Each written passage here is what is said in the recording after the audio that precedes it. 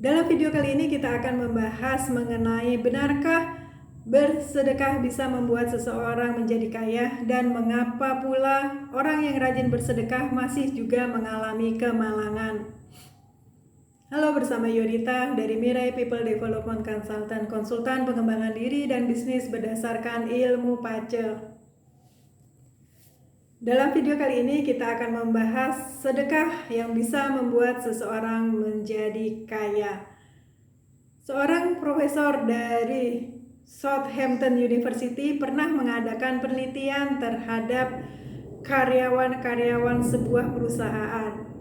Hasilnya adalah karyawan yang aktif terlibat dalam kegiatan amal. Ini karyawan yang produktivitasnya rendah ya. Karyawan yang produktivitasnya rendah dan rajin ikut dalam kegiatan amal bisa meningkatkan produktivitasnya hingga 30%. Bisa meningkatkan produktivitasnya hingga 30%. 30% itu bukan angka yang kecil ya. Nah, ketika produktivitas seseorang meningkat, otomatis dia bisa menghasilkan karya-karya yang baik, ya kan? Ketika karya-karya yang baik dihasilkan, otomatis pundi-pundi juga bertambah. Itu berdasarkan penelitian bahwa dengan bersedekah, dengan terlibat dalam kegiatan amal, itu bisa meningkatkan produktivitas. Nah, jadi kegiatan beramal secara nyata bisa membuat seseorang menjadi kaya. Nah, supaya kekayaannya itu berkepanjangan, bagaimana dan mengapa orang yang rajin beramal, dia rajin menjadi donatur di misalnya di sebuah rumah ibadah kayak gitu ya, ataupun dia rajin mendirikan begitu banyak rumah ibadah, atau dia menjadi penyantun untuk ratusan anak yatim piatu, tapi pada akhirnya dia juga mengalami kemalangan, bisnisnya mungkin hancur berantakan seperti itu. Nah, mengapa hal itu bisa terjadi? Itu kita harus mencari tahu kepada pribadi tersebut, apakah dia benar-benar melakukan sedekah dengan tanpa tujuan. Jadi maksudnya, ada kan seseorang yang bersedekah karena ingin mencari pujian, jadi dia melakukan sedekah di bawah begitu banyak sorot kamera, ya kan? Itu banyak. Terus ada juga yang bersedekah untuk menyucikan harta. Nah, ini menurut saya pribadi, kalau udah mengatakan bahwa iya saya melakukan menyantuni begitu banyak anak yatim piatu karena untuk menyucikan harta saya.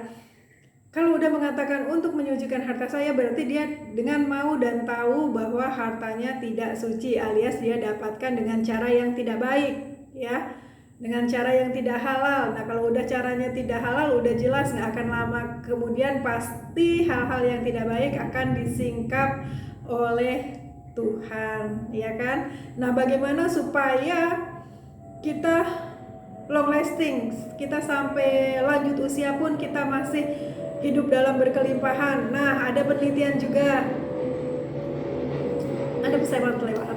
Ada penelitian juga yang dilakukan oleh Profesor Stephen Brown dari University of Michigan. Beliau mengatakan bahwa lansia, ya, seorang lansia, beliau melakukan penelitian untuk yang usianya 50 tahun ke atas kayak gitu. Lansia yang lebih banyak memberi kayak gitu, itu lebih panjang umur dibandingkan dengan lansia yang lebih suka menerima.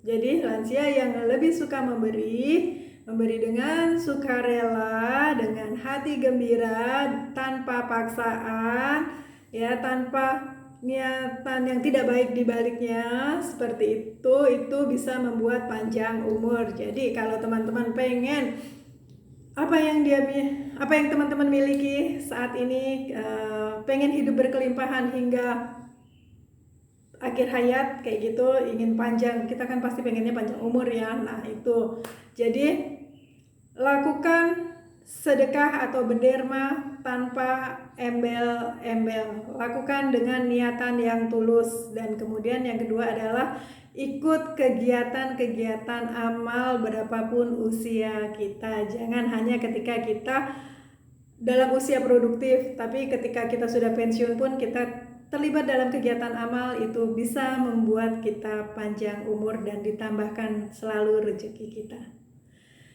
Sampai bertemu di video selanjutnya, dan terima kasih untuk supportnya selama ini kepada YouTube Mirai ya, yang perkembangannya cukup pesat. Terima kasih sekali teman-teman.